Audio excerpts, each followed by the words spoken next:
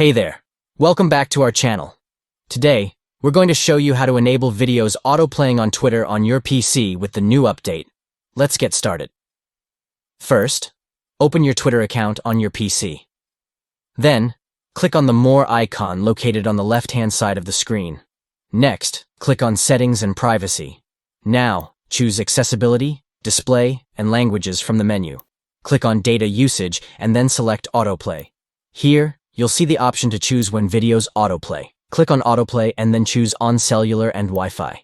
This will ensure that videos will automatically play on both your cellular data and Wi-Fi connection. And that's it. You've successfully enabled videos autoplaying on Twitter on your PC. Now you can sit back, relax, and enjoy watching videos seamlessly on your timeline. I hope you found this tutorial helpful.